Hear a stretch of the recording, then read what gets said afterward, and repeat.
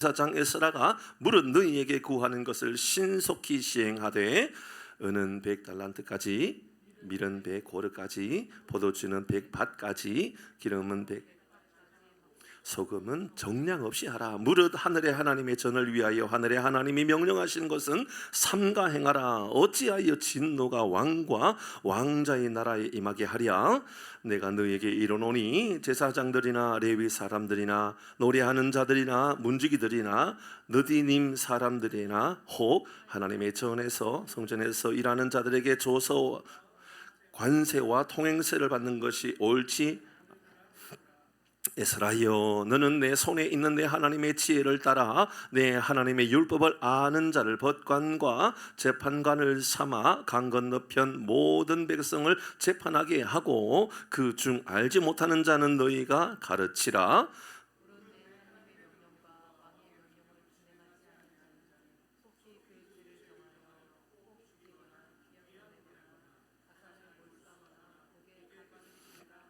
우리 조상들의 하나님 여호와를 송축할지로다. 그가 왕의 마음에 예루살렘 여호와의 성전을 아름답게 할 뜻을 두시고 같이 합니다. 또 나로 왕과 그의 보좌관들 앞과 왕의 권세에 있는 모든 백성의 앞에서 은혜를 얻게 하셨도다. 내 하나님 여호와의 손이 내 위에 있으므로 내가 힘을 얻어 이스라엘 중에 우두머리들을 모아 나와 함께 올라오게 하였노라. 아멘. 하나님의 손을 아는 사람, 하나님의 손을 아는 사람이라는 제목으로 말씀을 함께 나누도록 하십시다. 많이 덥지요? 지금 앉아 있는 자리도 상당히 더운가요? 장로님께 여쭤보면 몰라요. 장로님은 이게 더워도 그냥 뭐 참을 수 있으신 분이라 가지고 장로님께 여쭤보면 안 되거든요. 좀 젊은 분에게 여쭤봐야 돼요. 맞죠, 장로님? 좀 젊은 분에게.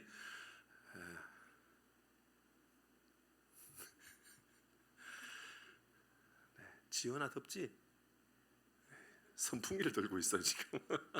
에어컨 켜놓고도 선풍기를 들고 있을 정도로 덥긴 해요. 저도 뒤에 선풍기 켜져 있지만 사실 굉장히 지금 막 땀이 막 내리거든요. 그 기도하는데 이런 생각이 들었어요. 여러분의 삶에 이보다도 더 많은 땀을 흘려본 일이 언제 있었나요? 얼마만큼 땀을 흘려보신 일이 있어요? 어느 정도 땀을 흘려보셨어요? 견디기 어려울 정도로? 제가 생각해 보니까 부산에서 사역할 때요. 부산에서 사역할 때 8월 이때쯤이었어요. 8월 때쯤에 영화 중에 물만고를 배경으로 하는 영화가 있었어요. 예전에 영화 제목이 네? 8번가의 기적이 아니 비슷한데 하여튼 무슨 8번가의 기적이 하여튼 뭐 비슷해요. 그런 제목. 그 하지원 나오는 하지원이 권투하고 막 이런 거 하고 하지원 맞죠? 걔가 아니라 사람이 하지원이 나오고 맞죠? 8번가의 기적인가요? 1번가의 기적인가요? 어쨌든 그 영화를 찍었던 그곳에서 이 계절 이 8월 8월 첫째 주 되면 제가 부산에서 청년 사역할 때 여름 단기 사역을 했었어요. 그래서 한 팀은 제주도에 보내고 한 팀은 해외에 보내고 그리고 한 5팀은 부산 인근 지역에 경남 인근 지역에서 봉사를 하는데 이 더울 때에 8월 달에 도배도 하고요. 연탄도 배달하고요. 이렇게 한 일주일 동안 하면서 연탄 배달하면서 도배하고 막 하는데 놀라웠어요. 물을요 매일 물을 얼마나 많이 마셨는지 모르는데 화장실은 거의 간 일이 없었어요. 왜 그럴까요? 땀으로 다. 제일 심각할 때는 언제냐면요 큰 볼일 볼 때. 큰 볼일이 안 보아져요. 변비가 오는 거예요. 수분이 이미 땀으로 다 빠져나가기 때문에. 그래서 거기에서 봉사하면서도요 아무리 힘들어도 물을 많이 마셔라. 많이 마셔야 된다. 그래도요 사실은 물을 많이 안 마시게 돼요. 그냥 적절하게 평소에 먹는 정도 마시지 불편할 정도로 물을 마시지 않잖아요. 그럼에도 불구하고 많이 마시지 않으면요 정말 화장실이 어려울 정도였었어요. 그때 정말 어떤 말에도 상처받을 수 있겠구나 할 정도의 힘들었던 시간들이 기억이 나요. 여러분 그런 우리 사회가 한번 해볼 마음이 없어요? 있죠, 그죠? 예. 저도 그런 마음이 들었어요. 그래서 그런 사회 다시 한번 해야 되겠다. 괜찮잖아요, 그죠? 제가 지난주 주일날 주일 말씀을 드리면서 여러분 이 8월 달에 40도가 되니 어쩌니 이러고 있는데 지금 저 경남의 어떤 지역에는 40도가 뭐 20일 동안 40도 가깝게 되었다 이런 이야기 하고 밤에도요 온도가 안 떨어지는 거예요. 한밤중에 온도인데 30도가 넘어요. 지금 이렇게 지금 뭐 20일 이상 보내고 있는 이 시간대 이때예요. 이 시간대. 여러분 제발 24시간 에어컨을 켜놓고 생활하는 건 큰일 날 일입니다. 여러분 감기 걸립니다. 부탁을 드렸잖아요. 정말 위험한 거거든요. 그러면서 어떻게 하라고 그랬어요? 네? 운동하라고 그랬잖아요. 운동, 그죠? 저 운동할 거라고. 그래서 제가 월요일부터 오늘까지 아침 7시부터 새벽기도 마치고 7시부터 8시까지 자전거 탔잖아요. 아무도 안 놀라는군요. 이게 얼마나 힘든 일인 줄 아세요? 지면의 온도가요 그늘은 괜찮아요. 7시 정말 힘들어요. 그런데요 제가 제 평생에 8월 달에 날씨 좋을 때 타는 거야 뭐 얼마나 편하겠어요. 운동도 재밌고요. 그런데요 8월 첫째 주에 이렇게 더울 때 자전거를 이렇게까지 타본 것은 제 평생에 한 번도 없었어요. 해보고 싶었어요. 정말 가만히 있어도 더운 이런 때에 내가 자전거를 탈 수 있을까? 운동할 수 있을까? 제가 이겨냈어요 어쨌든. 그래서 이번 한 주간은 월요일부터 오늘까지 매일매일 자전거를 타면서 내가 이렇게까지 다시 땀을 흘릴 수 있구나. 여러분 아무리 물을 마셔도 이게 해갈이 안 될 정도로 덥지만 꽤 괜찮았다. 여러분 그렇게 땀을 흘리는 인생의 삶을 살아가면 인생이 좀 바뀌지 않을까요? 그죠? 여러분이 하는 일들을 그 정도 땀을 흘리면서 일하면 우리는 다 프로라고 말을 할 거예요. 아마추어에서 프로로 일어서는 단계가 바로 그 단계일 것 같아요. 모두가 다 쉬고 싶어 할 때, 모두가 다 시원한 바람을 쐬고 싶어 할 때, 모두가 다 놀러 가고 싶어 할 때, 그때 제대로 땀을 한번 흘려봐야 되겠다. 그렇다면 우리 인생 좀 달라질 것 같아요. 그래서 오늘 하나님께서 우리에게 하나님의 손을 아는 사람, 그 사람이 어떤 놀라운 능력이 나타나는가 말씀을 보고요 또 기도하고 그런 시간을 가지고자 합니다. 에스라 7장에서 우리가 에스라 7장 이번 주간에 읽었었는데요, 에스라는 어떤 사람인지 이렇게 소개해 주었죠. 6절 말씀 보도록 합니다. 에스라라고 하는 사람은 이런 사람이었습니다. 이 에스라는 바벨론에서 올라왔으니 바벨론에서 왔대요. 오늘날 말하면 저 이란 지역에 있는 그쪽 지역에서 온 사람이었대요. 원래 에스라가 그쪽 지역 사람은 아니지요. 원래 이스라엘 사람인데 포로로 끌려갔다가 포로로 이전에 한번 다 귀환했는데 2차 귀환 때 이 에스라를 통하여 이스라엘 사람들을 데리고 다시 예루살렘으로 귀환했던 사람, 그 에스라. 바벨론에서 올라왔으니 그는 이스라엘의 하나님 여호와께서 주신 모세의 율법에 뭐한 사람이라고요? 하나님의 말씀에 익숙한 사람, 기도가 좀 익숙한 사람이 있어요. 기도하라 그러면 뭘 해야 될지 모르는 사람이 있다니까요. 기도하라 그러면요 어떻게 기도해야 될지 모르는 사람이 있어요. 저는 우리 모두가 어떤 삶에 예를 들어서 어떤 사람은 운전으로 이제 밥 먹고 사는 사람은 운전에는 적어도 익숙한 사람이 돼야 돼요. 여러분 얼마 되지 않는 사람도요 열심을 최선을 다해서 하다 보면 그 사람 전문가가 되는 건 아니겠어요, 그렇죠? 여러분 이 에스라는요 하나님의 말씀에 익숙한 사람이라고 그러고요, 그리고 그의 하나님의 도우심으로 말미암아 왕에게 구하는 것은 다 받는 자이더라. 보세요, 왕에게 뭐 필요한 것을 구하는 것마다 다 받아내는 사람. 사랑하는 교회 여러분, 오늘 이 밤에 하나님께 은혜를 받은 사람, 기도가 익숙한 사람, 하나님의 능력에 익숙한 사람에 대해 오늘 기도하는 것마다 하나님께서 구하는 것마다 응답해 주시는 은혜를 우리 모두가 경험할 수 있기를 바랍니다. 아멘. 9절 말씀, 에스라는 어떤 사람이었습니까? 시작. 첫째 달 초하루에 바벨론에서 길을 떠났고 이제 2차 귀환하는 겁니다. 계속 하나님, 시작. 하나님의 선한 손에 도우심을 입어 다섯째 달 초하루에 예루살렘에 이르렀다. 하나님의 선한 도우심을 늘 경험하고 살아가는 사람이었다. 하나님의 선한 도우심을 입은 사람이었다. 10절입니다. 이렇게 소개하지요. 시작. 에스라가 여호와의 율법을 연구하여 준행하며 율례와 규례를 이스라엘에게 가르치기로 결심했다. 여러분, 연구하고 익숙하고 그것으로 끝나지 않고 이걸 내가 좀 전해야 되겠다, 다른 사람에게 말해야 되겠다. 여러분, 대충 하는데 어떻게 전합니까? 그죠? 대충 하면요 정말 선무당이 이런 말은 또 잘 알아요. 그죠? 선무당이 사람 잡는다.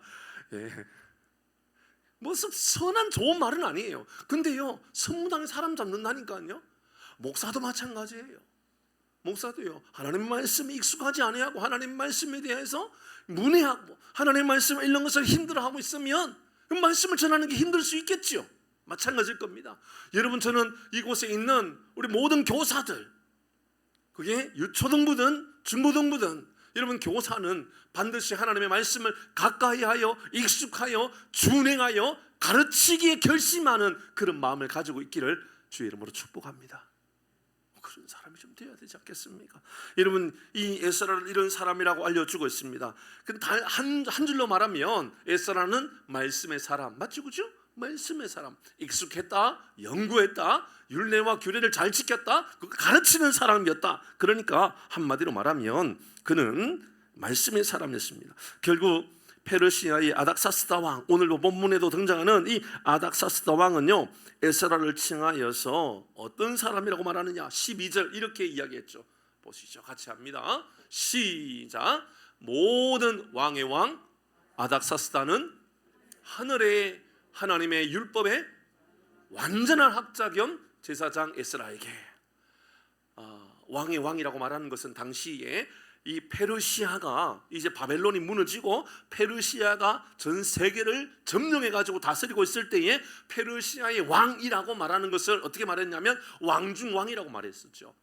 그 전에 페르시아가 정복하기 이전에, 그 이전에 바벨론이 통치하기 이전에, 그 이전에 이스라엘이 통치할 때는 왕중왕이라 그러면 다윗 이렇게 불렀겠죠. 맞죠? 그죠? 다윗 왕중왕이라고 불렀단 말입니다. 그런데 지금은 이 페르시아 시대, 요거 끝나고 나면 헬라 시대, 끝나고 나면 로마 시대로 지나가게 되죠. 그런데 페르시아의 왕을 사람들이 어떻게 불렀냐면 왕중왕이라고 불렀다고요. 왕중왕이라고 불렀던 그 사람이 에스라를 향하여서 뭐라고 말했냐면 저 사람은 하나님의 율법의 완전한 사람이라고 이야기했죠. 여러분, 하나님의 말씀에 완전한 사람이 있을 수 있다 없다? 없지요.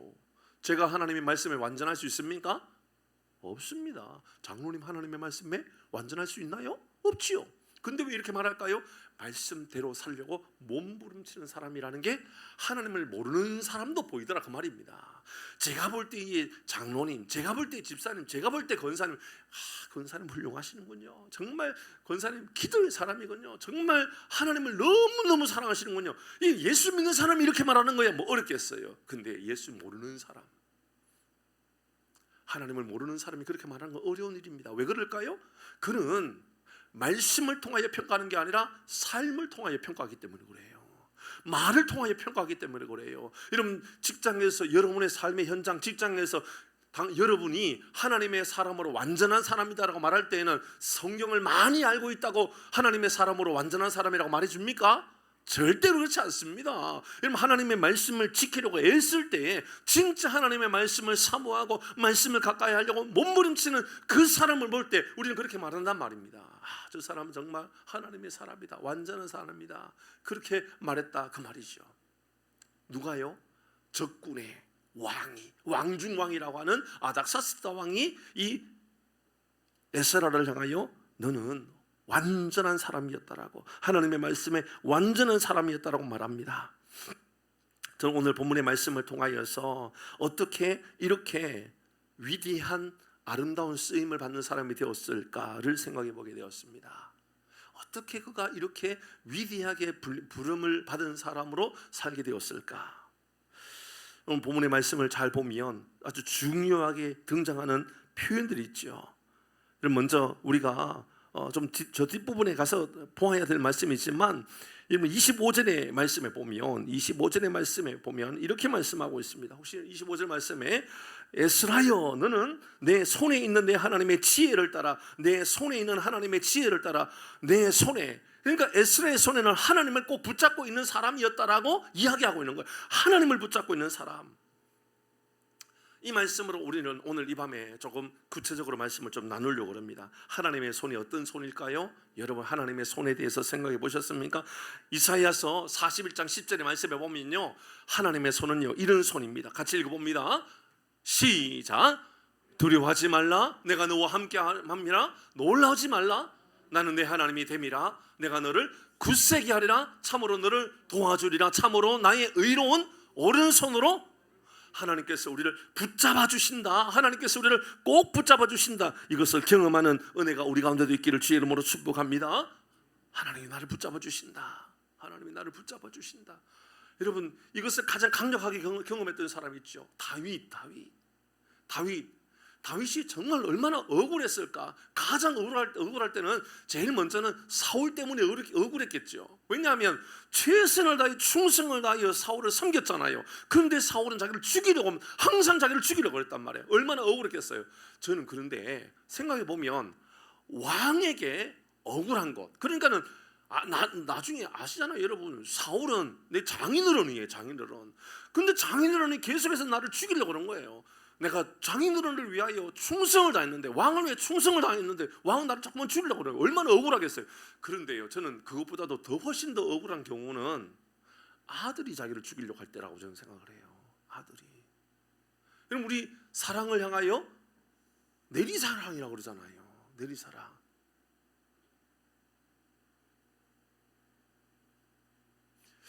누구한테 물어보면 좋을까? 여러분 워낙 참 아름답고 행복하게 잘 사시니까는 할 이야기가 없으니까 저희 집사람하고만 해야 될 이야기일 것 같기도 한데, 자녀를 키우면서 자녀들한테 억울할 때가 있었어요, 없었어요? 세연아 있단다? 세연이는 저희 둘째 아들입니다. 장로님 억울한 거 없었습니다 라고 이야기하실 것 같아요. 제가 할 이야기가 없어요. 집사님, 노승 집사님은 있었을까 모르겠네요. 없어요. 나 있는 집사람도 없다고 그럴 것 같고, 다 있다고 말해주면 좀 좋겠는데 다 없나요? 전도사님 아들한테 억울할 때가 있었어요, 없었어요? 고맙습니다. 전도사님만 제 편을 들어주시는군요. 실제로 있죠. 내가 최선을 다해서 자녀들에게 잘 해주고 싶었는데, 다 해주고 싶었고 다 베풀어 주고 싶었는데, 그래서 원하는 대로 뭘 달라 그러면 달라는 대로 주고 그랬는데, 나중에 아빠가 나한테 해준 게 뭐라고 이런 얘기 할 때 나는 다 해줬는데 아무것도 해준 것이 없다고 말하면 억울하지요. 근데 다윗의 아들 압살롬이 아버지를 죽이려고 그러네. 아버지의 신하들을 데리고 아버지를 죽이려고 창을 들고 칼을 들고 늘 그렇게 죽이려고 그러는 거예요. 얼마나 억울하겠어요. 그때 다윗이 했던 심정이 시편 3편이에요. 아들이 나를 죽이려고 할 때에 내 그 감정, 내 마음을 이렇게 표현했죠. 시편 3편 5절 말씀 읽어봅니다. 시작. 여러분, 내가 누워 자고 깨는 게 일상이에요? 아니면 특별한 일이에요? 이게 특별하면요, 아픈 사람이에요. 여러분, 잠잘 때 편안하게 자고 편안하게 일어나면 일상이죠. 그런데 그게 내가 오늘 잘 잤구나, 일어났구나, 그게 느껴지는 것은 아픈 거예요. 심장병이 뭔지 알죠? 심장병은요, 숨 쉬는 게 느껴지는 게 심장병이래요. 여러분, 숨 쉬는 게 느껴져요? 왜 대답을 못 하는 걸까요? 숨 쉬는 게 느껴져요? 그러니까 내가 숨 쉬었구나 느껴져요? 심장에 병이 있는 거예요. 지금 심장에 병이 있을 때는 심장 숨 쉬는 게 느껴진대요. 이게 병이 없는 사람은요, 이 자연스러운 거예요. 자연스러운 거예요. 그러니까 나는 숨 쉬는 게 이게 느껴져. 그럼 빨리 병원에 가보셔야 돼요. 근데요, 다윗이 내가 누워 자고 깨었으니 이렇게 말하는 것은요, 이게 불편한 일이었던 거예요. 힘든 거예요. 여러분, 누워 자고 깨는 게요, 누워서 잠을 못 잔다니까요. 언제 그럴까요? 스트레스가 많으며, 나를 너무너무 힘들게 하면요, 잠 못 잔다니까. 누워 있어도 잠 못 잔단 말이에요. 그런데 다윗이 내가 누워 자고 깨었으니 라고 말하는 것은 그때도 내가 누울 수 있도록 해주셨고 다시 일어날 수 있도록 해주셨던 것, 바로 하나님께서 나를 붙잡아 주셨다라고 말하면서 그가 했던 말이 5절 6절 말씀이죠. 같이 읽어봅니다. 시작.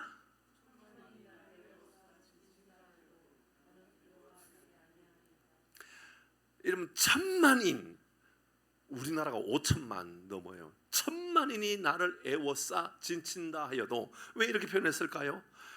압살롬이라고 하는 한 아들이 나를 공격하는 것은요, 천만인이 나를 공격하는 것 같은 기분이 든 거예요. 얼마나 아프겠어요. 얼마나 힘들었겠어요.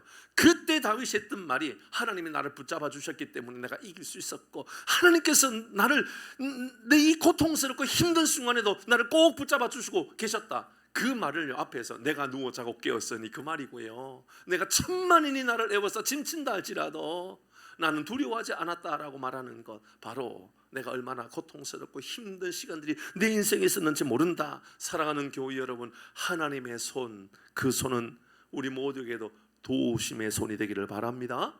하나님의 손은 도우심의 손이에요. 여러분, 오늘 이 밤에 여러분 꼭 기억하십시오. 하나님의 손은 나에게 도우심의 손이구나 뿐만 아닙니다. 오늘 이 에스라가 하나님의 손이 너에게 있다, 너에게는 하나님의 손이, 하나님의 도우심이 너 안에 있다라고 이야기했는데, 그 손을 여러 성경에 등장하고 있는 그 손이 어떤 손이었는지를 살펴보는 거예요. 빌립보서 4장 19절의 말씀 보도록 하십시다. 하나님의 손은 어떤 손입니까? 시작. 나의 하나님이 그리스도 예수 안에서 영광 가운데 그 풍성한 대로 너희 모든 쓸 것들을 채워주시겠다. 하나님의 손은 어떤 손이냐? 공급하시는 손입니다.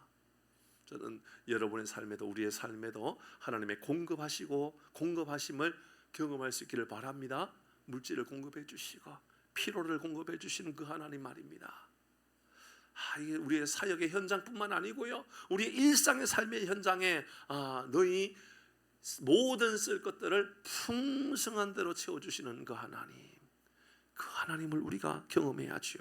또 하나님은요, 이렇게 표현합니다. 오늘 본문의 말씀에 9절 앞부분에 저 앞에 나왔던 그 9절의 말씀을 보도록 할까요? 그 손은 어떤 손이었었는가? 9절입니다. 시작. 첫째 달 초하루에 바벨론에서 길을 떠났고 하나님의 선한 손에 도우심을 입어, 하나님의 손은 예루살렘에 이르도록 인도해 주시는 손이었다. 그렇습니다. 하나님은 우리의 삶을 인도해 주시는 하나님. 저는 이것을 우리 모두도 경험할 수 있기를 바랍니다. 우리 교회를 인도하시는 하나님, 여러분의 삶을 인도해 주시는 하나님, 특별히 이곳에 우리 중학생, 고등학생 여러분의 인생의 길을 인도해 주시는 하나님을 경험할 수 있기를 바랍니다. 오늘 이 밤에 이것 놓고 기도해야 되죠. 하나님, 당신의 손은 나를 보호해 주시는 손입니다. 하나님, 당신의 손은 나를 공급해 주시는 손입니다. 하나님, 당신의 손은 나를 인도해 주시는 손입니다. 출애굽기 13장 21절의 말씀에 보면 시작. 여호와께서 그들 앞에서 가시며 낮에는 구름 기둥으로 그들의 길을 어떻게 했다? 인도하셨고요, 밤에는 불기둥으로 그들을 비추사 낮에나 밤이나 진행하게 하셨다, 인도해 주셨다. 그럼 세 번째, 하나님의 손. 네 번째인가요? 세 번째지요. 하나님의 손은요, 우리를 인도해 주시는 손입니다. 인도해 주신, 우리의 인생의 길을 인도해 주신다라고 이야기하고 있습니다. 잠언 21장 1절의 말씀에 보면요, 어떻게 그 손이 우리에게 역사하시는가 보도록 합니다. 같이 잠언 21장 1절의 말씀에 시작. 왕의 마음이 여호와의 손에 있음이 마치, 왕의 마음이 여호와의 손에 있음이 마치, 그러니까 왕의 마음이라는 게 있는데, 근데 하나님의 손이 그곳에 임함으로 말미암아 왕의 마음을 움직이게 해주셨다, 그 말이죠. 사랑하는 교회 여러분, 여러분의 삶에도 혹시나 여러분 주변에 있는 누군가가 마음이 움직이기를 원하십니까? 적어도 저도 뭐 그렇지 않겠습니까? 우리 모두에게도 하나님, 저분의 마음이 좀 움직였으면 좋겠습니다. 저 형제가 마음이 좀 움직였으면 좋겠습니다. 하나님, 우리 가족의 마음이 좀 움직였으면 좋겠습니다. 하나님, 우리 이웃의 마음이 움직였으면 좋겠습니다. 사랑하는 교회 여러분, 하나님의 강력한 도우심으로 말미암아 이 무더위 가운데 하나님께 기도할 때에 하나님께서 상상하지도 못했던 놀라운 움직임의 역사들이 우리 가운데도 임하기를 바랍니다. 하나님은요, 사람의 마음을 움직이는 손이란 말입니다. 또 어떻게 표현되고 있는지 볼까요? 에스라 7장입니다 7장 28절에 오늘 본문의 말씀에도 그 손에 대해서 28절에 이렇게 말하고 있죠. 같이 합니다. 시작. 내 하나님 여호와의 손이 내 위에 있으므로 내가 힘을 얻어 그냥은 내가 감당할 수 없었습니다. 그러나 내가 힘을 얻었습니다. 왜요? 하나님의 손이 내 위에 있었기 때문에. 힘을 얻게 하시는 손, 힘을 얻게 하는 손. 그러니까 성경은요, 하나님의 손에 대해서 얼마나 다양하게 우리가 표현하고 있는지 몰라요. 여러분, 누가복음 5장 13절의 말씀에 보면 그 하나님은 이렇게 말합니다. 여호와께서, 예수께서 손을 내밀어 그에게 대시며, 누구에게? 나병 환자에게요. 나병 환자에게 손을 대었어요. 내가 원하노니 깨끗함을 받으라 하시니 나병이 곧 떠나니라. 여러분, 하나님은요, 고치시는 손이죠. 하나님은 치료의 손이십니다. 근데 이 나병이 고침받기 위하여 잘 생각해 보면 이 본문의 말씀에 앞부분에 보면 이 사람이 어디 있었는가가 기록되어 있죠. 어디 있었어요? 이 사람이요, 성전 안에 있었어요. 성전. 나병이 걸린 사람이 성전 안에 있으면 된다 안 된다? 왜 안 되죠? 돌에 맞아 죽죠. 돌에 맞아 죽어요. 그런데 이 나병 환자는 예수님을 따라 말 안에 들어온 거예요. 왜냐? 예수님을 만나면 되겠다는 생각이 들었던 거예요. 여러분, 그러니까 우리도 성전 밖에 있는 것이 아니라 성전 안에 있으려고, 말씀 안에 있으려고 몸부림쳐야 되는 이유가 거기 있단 말이에요. 그랬더니 하나님께서, 예수님께서 이 나병 환자를 향하여 손을 내밀어 그에게 대셨어요. 여러분, 당시에 나병 환자에게 손을 댄다라고 하는 것은 부정타는 일이었거든요. 전염병 걸리는 일이라니까요. 그 재미있어요. 저쪽에 소록도라고, 고흥 옆에 가면 소록도, 장로 우리 거기 한번 가봐야 되는데요. 소록도 가면 나병 환자 마을이에요. 옛날, 지금은 이제 다리가 놓여져 있는데 배 타고 갔단 말이에요. 봉사하기 위해서는 그 녹동이라고 하는, 그러니까 배를 타는 곳이 녹동이에요. 녹동. 배를 타고 가면서 꼭 그 이제 안에 있는 이제 권사님이나 장로님들이 자꾸 장난을 쳐요. 배를 타면서 혹시 몸이 근질근질한 사람들 조심하라고, 전염의 위험성이 있는 사람이라고 이렇게 이야기를 해요. 거짓말이거든요. 왜냐하면 이제 우리나라에는 나병 환자가 전염되지 않는 병이래요. 그런데 꼭 그렇게 이야기를 해요. 몸이 혹시 간질간질하는 사람 아시죠 여러분? 간지러운 사람 이야기하면 몸이 간지러져요. 평소에 간지럽지 않다가도 괜히 그런 말 하면 간지럽거든요. 간지럽다 그런단 말이에요. 그 사람들이 가지고 있는 애환들이 있다고요. 사람들 같이 있지 못하는 것, 나는 저주에 걸린 사람인 것처럼 사람들이 본다라는 것, 이런 아주 이상한 그런 문화가 있었단 말이에요. 그런데 예수님 당시에 나병 걸린 사람은요, 어떤 사람이냐? 아프지만 아픔을 전혀 느끼지 못하는 사람, 영적인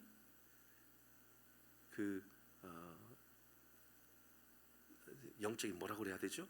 그러니까 병을 병으로 깨닫지 못하는 것.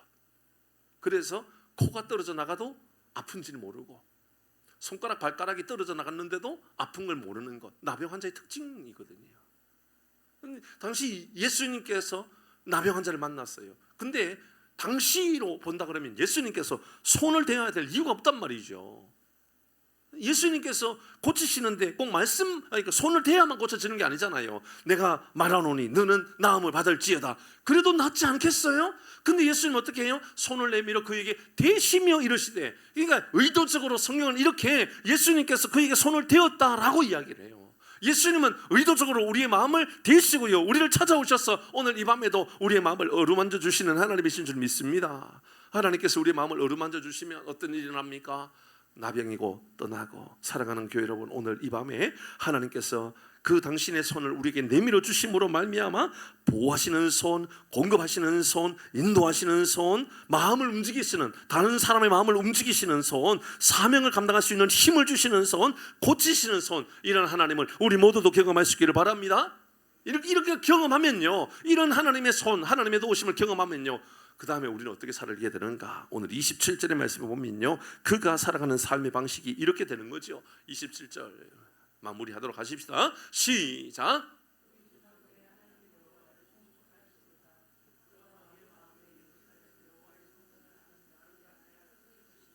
우리 조상들의 하나님 여호와를 어떻게 하자고요? 예배하자라고 이야기합니다. 영어로 바꿔보면요, 우리가 왜 예배하지 못하는 줄 아세요?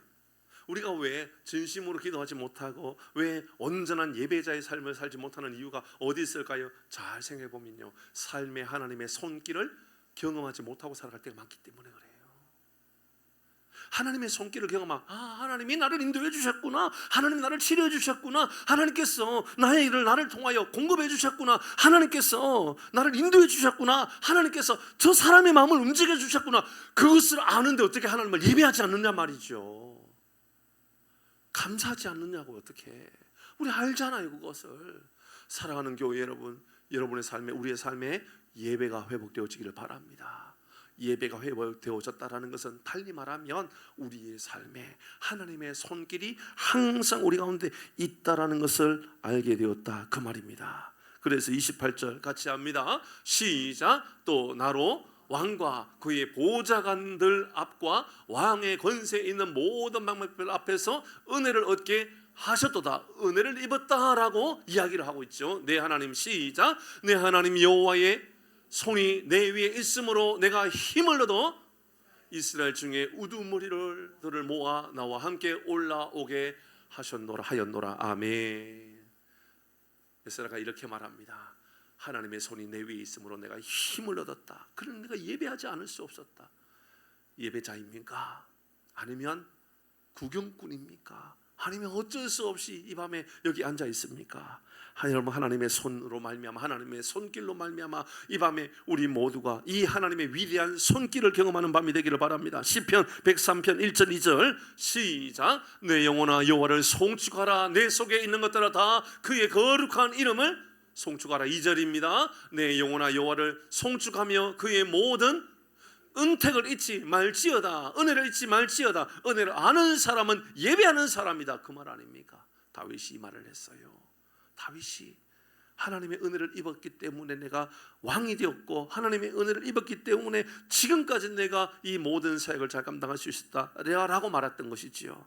사랑하는 교회 여러분, 오늘 이 밤에 우리 하나님의 위대한 손길을 경험하여 아름다운 예배, 아름다운 기도자의 삶을 살아가는 우리 모두가 되기를 주의 이름으로 축복합니다. 아멘. 우리 같이